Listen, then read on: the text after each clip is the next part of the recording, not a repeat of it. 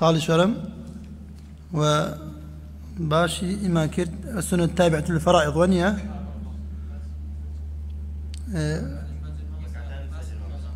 ليش ما ركعتا الفجر واستعين ونيا والسنن التابعة للفرائض 17 ركعة 17 ركعة للقواعدي 7 يا 17 بوشي مخالف المعدود يخالف المعدود 7 كمخالفة 10 كموافقة 10 العشرة انفردت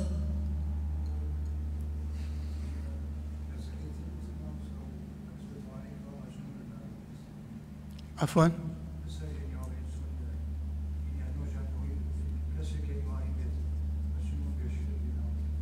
تناقم اها بلا بس بارك الله بس مجنون ما كرت مع العقل بس ما كنت مع العقل اجر كسك لاساسه مجنون بيه عقلي نبو بيت مع الوانيا وتما لاساسه عقلي نبو بيت او الامتحان قيامتها امتحانك كريت امتحانك اوي اخوي جولا بيلا بشنا اجريكوا بلام اما اجر ايمان دار بيت ايش ازيتي بنا بيت كبيلا بشنا اجريكوا او ايمان دار بيت او كساني كدولار وشيتن مطيعه بلوكاته مطيعه بالرب كبنا اجرك او كاتو اجر ازيتي بنادات بلام اجر لاهلي خراب بيت شي لديت كبيلا بالروح عناديك او كسا او الى اساسه وشيت بيت الشيء شيء كات عناديك كعنادي كرت خواي يقول بيلا اجتول الدنيا الشعب وايت هروا عنادي تكرت بلام وثمان جورة الشيت مالي برجين خايم بلا رؤيا بالغ بوا او جا الشيت بوا حسابي كاتو يعني حسابك وكتابك سير بيش بالغ بوني كان بيش بالغ بوني انسانك صالح بو شاك بو بجوري شاكو خرابي حسابك كريت يتر كانما لو رجو مردوه لو رجو كتيك شو مردوه بيش اوي شلون بو بيت اهلي صلاح بيت باهلي صلاح لقلم مدريد اهلي فساد بيت باهلي فساد لقلم مدريد ام جاوت من لقلم لسرينا نسريت لسر شيت برجين خان روتان بيت واتا نتشاك ونخرابي بونيا اتاك او دقي كشيت بوا ام جاوت من بلا انتين سر باسي شيا والسنن التابعة للفرائض 17 ركعة ليرى إمام الشافعي رحمة خويل بأليه السنن التابعة للفرائض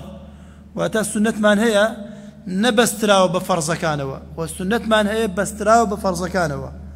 وباس من كرق بيرتان بيوت من وكن يجي ججن نبستراو بفرز كانوا ونيا وكن يجي تراويح نبستراو بفرز كانوا بلام حفظ الركعات إمام الشافعي رحمة خويل بأليه حفظ الركعات من هي هم بيوتري السنن التابعة للفرائض ونايوتري شي بيوتريت الرواتب الصلاة الراتبة أي التي داوم عليها النبي صلى الله عليه وسلم ملحقا بالفرائض أما شي برايان الله حفظ الركعات بلام إسلامة لنا والروكي فرمودكاني في غمري خواه صلى الله عليه وسلم آية بس حفظ الركعات يا زياترها يا كم ركعتا الفجر يعني ركعتا الفجر دور ركعتي السنة بيش ميوجي بياني وأربع قبل الظهر يكي لقل ما حسيب كات أما بوتن شش وركعتان بعده ونيا وأربع قبل العصر ونيا وركعتان بعد المغرب وثلاث بعد العشاء يوتر بواحدة منهن أمنيان يسبوها حفظة ونيا ملام فرموديكي في غمري خوايا صلى الله عليه وسلم فرميتي أم حبيبي قرته ولمن صلى 4 قبل الظهر وصلى 4 بعدها دخل الجنة سيري كنيسة كان ركعات زيادة كير لقال أو إمام الشافعية أو بوبتان بوبا نوزدا وفي غمري خوايا صلى الله عليه وسلم فرميتي صلوا قبل المغرب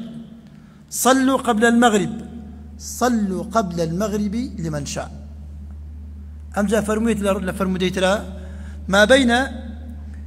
ما من صلاة مفروضة إلا وبين يديها ركعتان هيش نيوجك خواي يقول فرض نكردوا إلا دور ركعات لبيشيا هيا وتحمون نيوجكان لبيشيا نيوج هيا همو فرض كان لبيشيا السنة هيا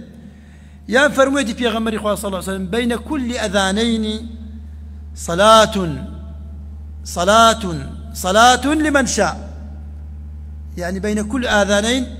أجبتنا بين كل أذانين عفوا بين كل أذانين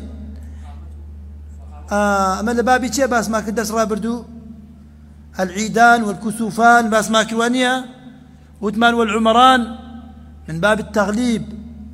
يجمع الله بين شيئين، العرب يجمعون بين شيئين ثم يغلبون صفة أحدهما على الآخر. وثمان عمران قصدي أبو بكر وعمر، وانيا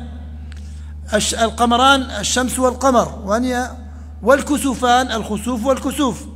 لأن والأذانان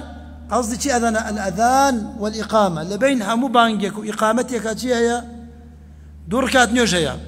واتا بيش مغربش دوركاتر لأن باسي نكردو لما زي الإمام الشافعي رحمة الله عليه بو بچن اما 4 ركعات زيادة كرد وانيا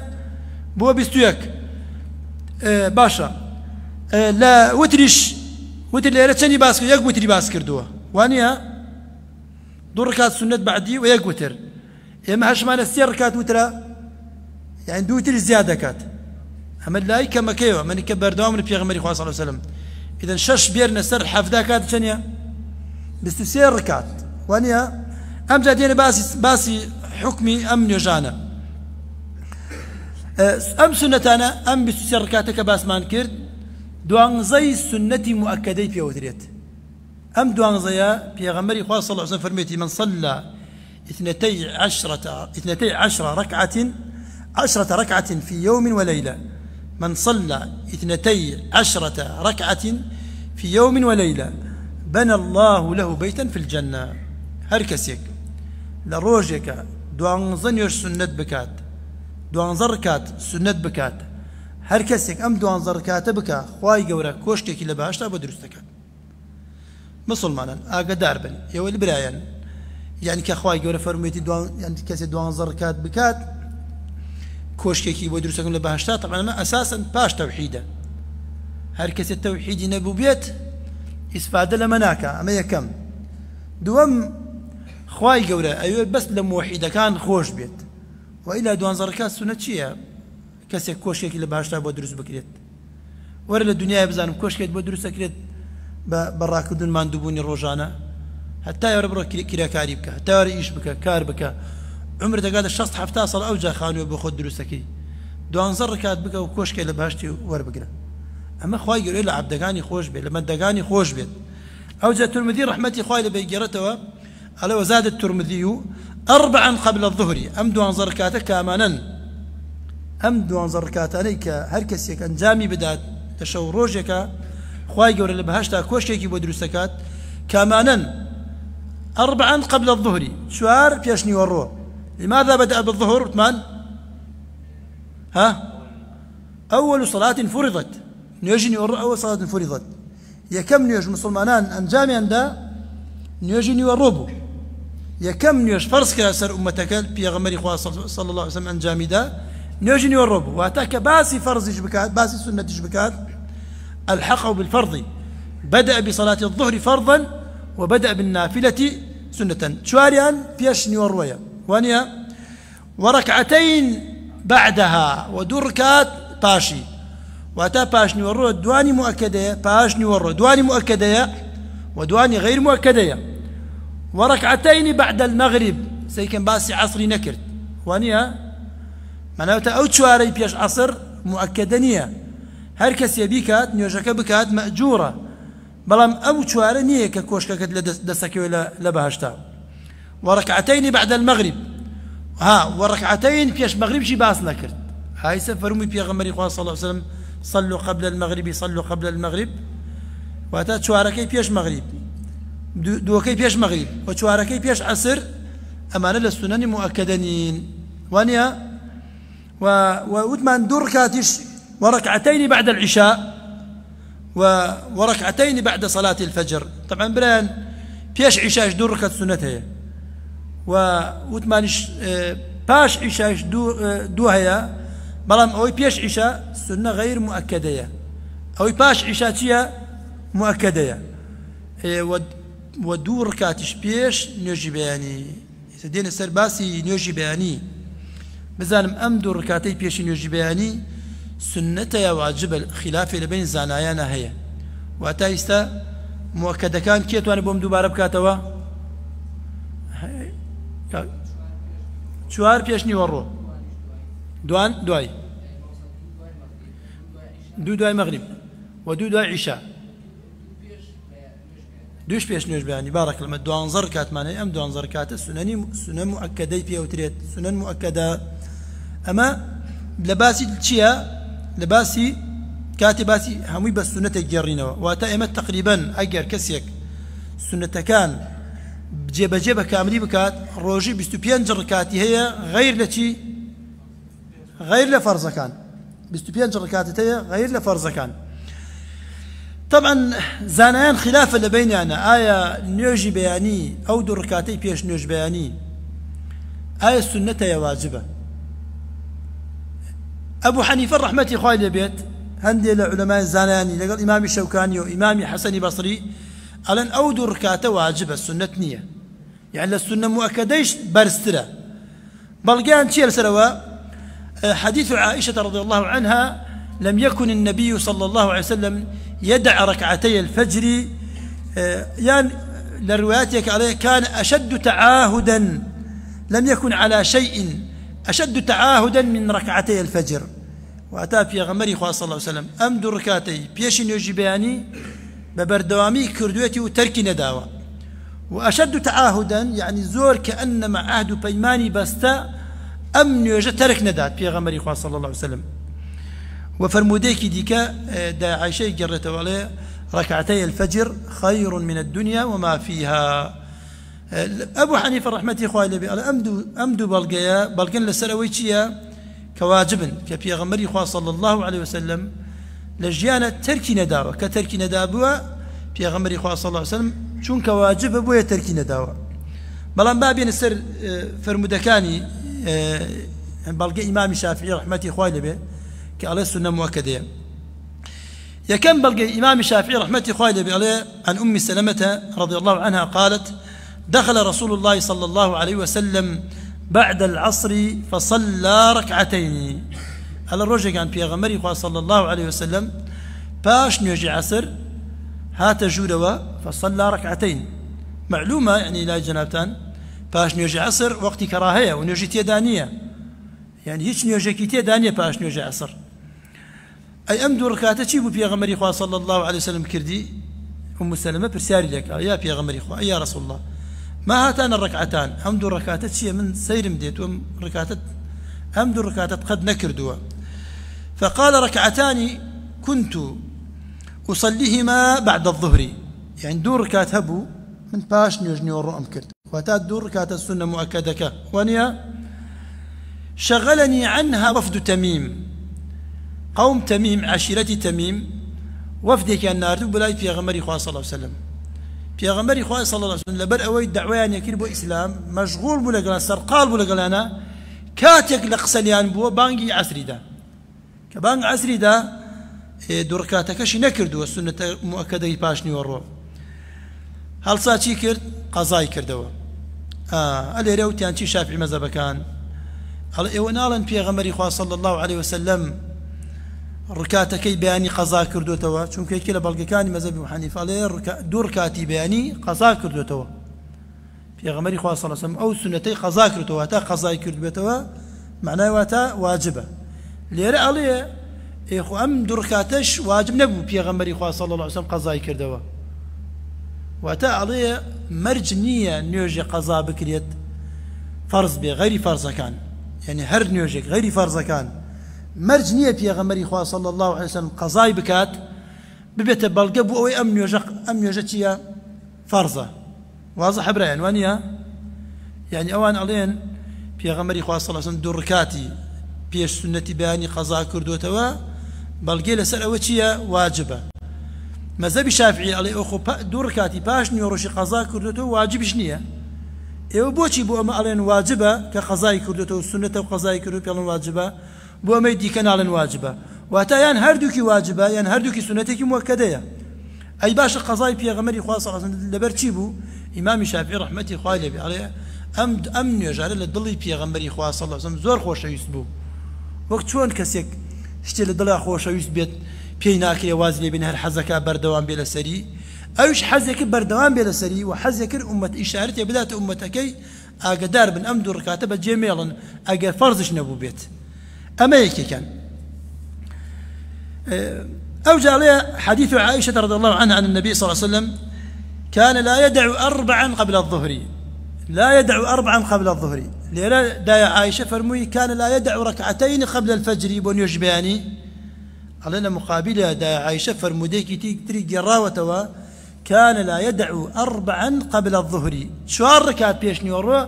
ببردوان في غمري خواه صلى الله عليه وسلم يكرت قد بجينايش أما لمقابل تياتا أم شوار ركعتا لمقابل أو دو ركعتين وبيش نيوج تشيبو وبيش نيوج بياني أكرا واتا توك على نيوج بياني دو ركعتين بيش نيوج بياني فرض بو لبر أوي بيغمري خواه صلى الله عليه وسلم تركي ناكرت أو شوار ركعت بيش نيوروجي ترك ناكرت بيغمري خواه صلى الله عليه وسلم واتا أمشتيا أمي سنتك مؤكدة وكو شواركي بيش نيورو أمجا وثمان قضاء النبي صلى الله عليه وسلم من باب حث الأمة على الالتزام بها لما فيها من الأجر وليس من باب الوجوب أما وكو هاندانيك بو خلقي أمن يجبر دوام بكن وتكنا كان ونقل الماوردي كي إمام ماوردي يكي لأصحاب الوجوه لمذهب إمام الشافعي أصحاب الوجوه كين أصحاب الوجوه لمذهب إمام الشافعية أصحاب الوجوه برايان أو زانايانتان أو علماءتان وتيان كردوا وهل صون فتوان دا وفق قواعد الإمام الشافعي يعني الوجه لمذهب الشافعية شيء وجه لمذهب الشافعية وجه عند الشافعي هو فتوى أو حكم شرعي صدر وفق قواعد المذهب الشافعي ولم يقله الشافعي الوجه هو فتوى أو قول أو فتوى شرعي أو قول يقوله به عالم من علماء المذهب الشافعي وفق قواعد المذهب الشافعي ولم يقل به الشافعي فتوايك قاعديك لسر مذهب إمام الشافعي لكاتب فتوى دانا قواعد بحكم أم قواعد أنا فتوى يدا بلا مسألة كإمام الشافعي قصيتي أنا كردوه خوي قصيتي أنا كردوه علماء مذهب كيديان بجوري قواعد مذهب إمام الشافعي فتوايتي أدن أما تشيب يوتري وجه عند الشافعي أو عالميك مؤهلة أو عالميك أهلي أويا أم فتواي بدات تشيب يوتري صاحب وجه إمام ماوردي رحمة إخواني بيت صاحب كتاب الحاوي الكبير يكي لكتيبة جرينجا مهمة كان مذهب إمام الشافعي زور كتيبة جرينجا زور مهمة يعني تأصيل مذهب إمام الشافعي يا أم كتيبة الأصل أخوي شرح كتابي مختصر مزني اختصار كتاب أم شافعية إمام الشافعي كتابة كتابنا الأم مزنيات اختصاري كورتي كرت يا زور من اختصاري كم بوكا ساني كسودي دي وربكن هندي اشتي بيوسناك من باسي بكم إمامي ماوردي هات صالي 450 كوتشي هل صام كتابي شرح كرنا الحاوي الكبير يعني الحاوي الكبير لمذهب الإمام الشافعي أم بيا والتي ينقل إجماع نقلك على الدركاتكي بيشينيو جباني إجماعتي مجمعون على أنها سنة وليس بفرض أما رأي إمامي ماوردي رحمتي خوالي البيت باشا يعني برسالة ديت الريوة آية سنتي بيش نيوش بياني كسيك ديت مزقوته أبينين زور جام حالة زور بينا مزقوته كان آية كسيك تواني زياد لدور ركات زياتر بكات بونو منا سنتي دزنيوش بكات تحية المسجد بكات والسنتي نيوش بيانيش بكات سنة مؤكدة نيوش بيش نيوش بياني واتا 6 ركات بكات بيش نيوش بياني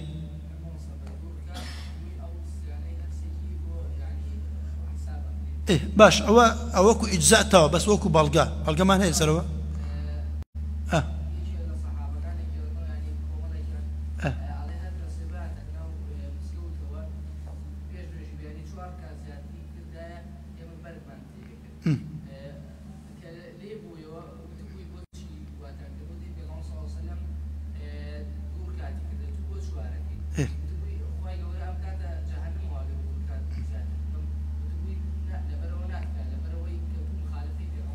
بارك الله فيك. وقولي سعيد بن المسيب رحمة الله عليه، سعيد بن المسيب، سعيد بن المسيب رحمة الله عليه، على دخل رجل إلى المسجد فصلى أكثر من ركعتين يكثر فيهما السجود الركوع السجود، فنهاه سعيد بن المسيب نهي لك توربوتي أما بمشي هذا يجمك، فقال يا أبا محمد أيعذبنا الله عز وجل على الصلاة؟ يوتي من نيوجكم خواهي قولت سزامة دا لسروي نيوجكم، يعني دور كاز زيادم كردوه خواهي قولت سزامة دا لسر أوي نيوجم كردوه، فرمي لا يعذبك على الصلاة ولكن يعذبك على خلاف السنة. خواهي قول لبرو عذابت نادا تدور كاز زيادة كردوه، بلام لبرو عذاب تدا مخالفة سنة في غمر إخوات كيلو صلى الله عليه وسلم. ثم تلا عليه قول الله تعالى وليحذر الذين يخالفون عن أمره أن تصيبهم فتنة أو يصيبهم عذاب أليم. هكذا بنو كساني هل سكوتوا نيجوا عبادته طاعتان ببيتواني فرمودي في غمر إخوات صلى الله عليه وسلم دعاء إخوات يقول ذاتنا دا لسر شي لسر مخالفة يسأل بدعا بننتي كان بكيف خوي صلوات زيادك بيلا كاك أم صلوات دروسني يلا كاك من إخوات يقول لسر صلوات عذاب مدى بيلا تسبيحاتك بكيف خوي دركوا هزار جاز سبحان الله 1000 صلوات 10,000 صلوات بوتا مزاد خانة أما بيلا كاك أما شرعينية مكردوية أم إيشا كردوية شرعينية بيت الله أخوي يقول لسر صلوات داني من عذاب دا يا سعيد يكون مسيبة إمام أهل مدينة إمام أهل أثرة ألن سعيد يكون مسيب يكفتوا ينادى أجر ببلغ نبوة يكفتوا يقصي كناوت أجر ببلغ نبوة بلغي في نبوة دم خوي يقصي ناكرت عبد الله يكون إمام عمر رجع رأي كرت سيجي كابراي بتكي وريكات بشمي إما بلين أو كسب بشمي السنة وهاتي بليت الحمد لله وانيا أوتي الحمد لله والصلاة والسلام على رسول الله. ودي هذا من أين لك هذا؟ كلنا نصلي على النبي صلى الله عليه وسلم. والله أمد كوينا الحمد لله كنا نقول الحمد لله. إما الصحابي في غمر إخوان صلى الله عليه وسلم إما ببجمع ما الحمد لله أم صلوات دانت شيء لباش بجمع وكردت هي صلوات دان خير يا أخي ليلة خدي خويا الله مدسي قلت ميكا دوباري مكر وكاكا تو مخالفي سنتي في غمر إخوان مكة صلى الله عليه وسلم في غمر إخوان صلى الله عليه وسلم هاتنا ومزقوتك وا راس تخون يوجي بانية كرت ودور كات نيوجي لكوة كرت لمالا كرت بلام علماء لن شي ألن هر دور كات نيوج سبب يكي نبو بيني نيوجي بيني بانجو وبيني نيوجي باني درسني ببلغي شي يعني مخوهر قولي سعيد كوري مسيبني عن يسار مولى ابن عمر يسار المولى ماذا يعني المولى؟ مولى شيء مولى ابن عمر المولى بارك الله أصل المولى المحبة والنصرة الولاية المحبة والنصرة لسردمي جاهلك بنده أبو كويله أبو أم كويل أجر آزاد بكرايا يعني أبوه موالي فلان مولى ابن عمر مولى عائشة كيف زان آزادي كردا أبوه وكو چون بلاي خوشويستي وبال پشتي بو أو كسا أبو خو آزاد كراوه حرة بلام چونك بيشو كويل ابن عمر بوا بيان مولى ابن عمر يسار عليه خرج علينا ابن عمر على رآني ابن عمر وأنا أصلي بعد طلوع الفجر يعني واتان نيوجيكي زياتر ما كرت على من هات ابن عمر عبد الله يكون إمام عمر سيدي كرد من باش نيوج بياني باشي بانجي بياني كان ركعات زياتر مكد يعني غير للدور ركعات السنة كان فقال يا يسار يعني باين كرد إن رسول الله صلى الله عليه وسلم خرج إلينا ونحن نصلي هذه الصلاة في غمر إخوة صلى الله عليه وسلم هات بولامان أمني وجمانا كرد فقال فليبلغ شاهدكم غائبكم هر كسيكتان آمادية وقوي لمنا وشاهدة بأم تبلغي من بقين بو أو كسانيك قوين لمنية لا تصلوا بعد الفجر إلا سجدتين عن شيء إلا ركعتين بوشوتي سجدتين وتركعتين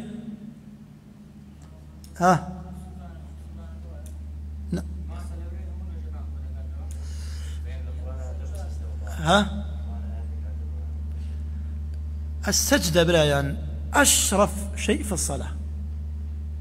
سجدة برسترين ونرخترين وتشاكترين عبادة التي لن يرجع، فيسمى الشيء بأشرف ما فيه. سر لجاني إنسانا شريف ترشته بنرخ ترشته وانيا، فيقال رأس فلان يقصدون كله، بيلن سري فلان كس قصدي على همو لا شيء، ويقولون السجدة يقصدون به الركعة كلها، فقال السجدتان يعني ركعتان، يعني الركاتيك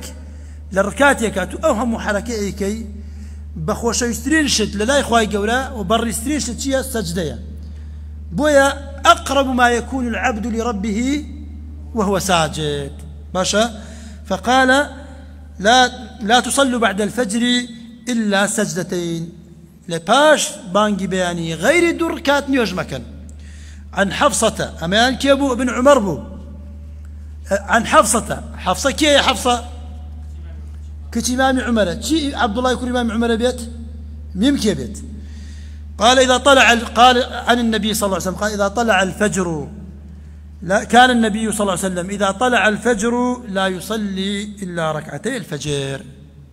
أجر نيوش درب شوية بانك بدرايا غير دور ركعتي ناكد برايان بويا أما تشيا أما لبابي تشيا بابي وتا أجر كسيتان بيني يعني خوتان يك حالتك يا برايان يك حالة كسيك نيوجي سنتكي لمال بكات نيوجي سنتكي نيوجي بياني لمال بكات أجر لمال كردي أو كاتا ببلغيك ديك دروستا تحية المسجد بكا بلغيكش تشيا إذا دخل أحدكم المسجد فلا يجلس حتى يصلي ركعتين. يما أم كاتب ببلغيك ديك تشيكين أو نيوجاكين. طبعا معلومة نيوجي السنن لمالا أجري بستحاو درجه ولا فرموديك في غمري خاصة الله فرميتي من صلى السنة في بيته كأنما صلى في مسجد هذا. هالكاس السنة تكلم مال بكا وكوابي لمزقوتي في غمري خاصة صلى الله عليه وسلم سنة يكرد بيت أجر كسيك السنة كان لمال بكا السنة كان بيشو لمال بكا بزاني فرياء كويت أو أجر باداش زورتره أجر شاد بو مزقوت أو كاتا دروسة تحية مسجد بكا بلام أو كساني كسنة لمال ناكن دين ليرا كان غير السنة كاني بيش نيوش نكن نبو لبي غمري خاصة صلى الله عليه وسلم اشتوا بكات. أم جابريان صلاة الوتر فرموي 3 نوافل مؤكدات. وتر برايان كان حالتي وتر معناها حالتي وتر يكتك معناها ركعة واحدة. فرموديك ابن عمر له صلاة الوتر ركعة من آخر الليل يقرأ ركعات. وفي غمري خاص صلى الله عليه وسلم فرميتي لفرميترا إذا خشي أحدكم الصبح فليصلي ركعة واحدة يعني أجل كسي الترساء بلي باني سبق درب شيء نيوجي باني كات نيوجي باني داخل ببيت يقرأ كات بكات أما بلقيك لسر يقرأ كات. وفي غمري خاص صلى الله عليه وسلم سير كات شي كردوها سير كاتي كردوها وكوشي سير كات بدو شواز كردوتي شوازيكي وكو مغرب بلام تشهدي تيانية براين تشهدي يكمي تيانية يقجا تحيات أخونا الأخيرة أما شوازيكي سير ركات بيك وكي ركات يكم ركات دوم تحياتي تيانية ركات أخير تحياتي تيايا شوازي دوهم أو الدور ركات بجياكي وركاتك ديك بجياكي أما بوبتشان سير ركات شوازك هي يستا مزح لمذهب أبو حنيفة هي عينا وكو مغربي كان أما شي أما أم بلغي كان سريتي ضعيفة وأنك ضعيف شا فرموديك ديك هي لمذهب إمام أبو حنيفة أم فرمودان النبي استبو بيانك يشتبو شي أوا لا تشبه الوتر بصلاة المغرب لا تشبه الوتر بصلاة المغرب مغرب نيجي وترتان مشوا بهن بنيجي مغرب وكو نيجي مغرب بيكن يكي بيت ديار نزاني من نيجي مغرب نيجي وتر تو قضايا كي تيا وتر كي أيضا شي أما وتر حالتي كم ثانية يكم ركات ودهم شيء سيركاتا ما زاد على ذلك حتى سيانزر ركات أبوه أم سلمة يجرت ولا في غمري خوا صلى الله عليه وسلم تاكو سيانزر ركاتي كردوه تاكو كان سيانزر ركاتي كردوه أم جابران برو بچن لاي النوافل مؤكدات صلاة الليل كان مسألة حازكين باسي بكين يعني نيجي بياني كاتي قضاء نيجي بياني كاتي قضاء كريتو شي كاتي قضاء كريتو يعني نيجي بياني يموت من أجا سنتك مؤكدش بيت سنة واي قضاء بكيتو فرضش بيت لسر مذهب أبو حنيفة أبيت شي بيت قضاء بكيتو شي كاتي قضاء بكينوا طبعا كان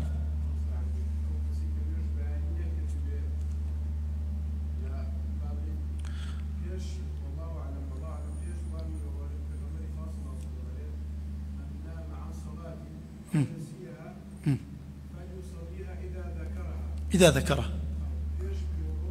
خوي جواب دانك تاو بس بلقيك زور ركنيه بو اگر پیش نیور راسي كابرا اگر وقتي هلبسيت لقل خوار درچونه هلبسي كابرا وانيا فليصلي اذا ذكرها وانيا بلام تو فرموديك يا زور لو تونيزك لو بلقي لو زور نيزك سباسك ان شاء الله بارك الله فيك انتو حكمك دات حكمك تاو بلام دور راي لسرا راي كم قول جمهور فقهاء جمهور فقهاء الانشي على بعد صلاة الفجر مباشرة يعني هر بون منكسية كات بون يشبه يعني كات يتخبرا قشتنا ومزقوتكو قامتي كرت قشتنا ومزقوتكو قامتي كرت أم كسا طامنا بين يوجي فرزك بكات عليك اللي يوجي فرزك اللي بوا أو كات الراس وخو شي بكات أو كات بكات ببلقيتي عن قيس بن عمر قال رآني النبي صلى الله عليه وسلم وأنا أصلي ركعتي الفجر بعد صلاة الفجر فقال ما هاتان الركعتان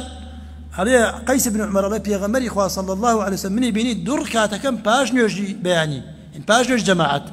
وديم دركاتتيا فقلت يا رسول الله لم أكن صليت ركعتي الفجر فهما هاتان من أود ركعتي بيشي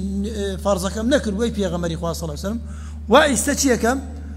قضايا كما على فسكت النبي صلى الله عليه وسلم ابن قدامة عليك في غمري خاصة مسكتبو بلقيك أما الدروس أم كاتا قضايا بكاتوا أما يكم قول الدهم قول حنفية على بعد طلوع الشمس يعني واتاقص كي عوني كي باش أو خور درجات باش خور أتاكو كي أتاكو وقتي بيشني وروت أو مسافي كصلاة الضحى منهم الله بوشي الله لبر أوي باش نيوش بياني وقت كراهية أبو حنيفة الله وقت كراهية نيوش تيانا كريا ولحديث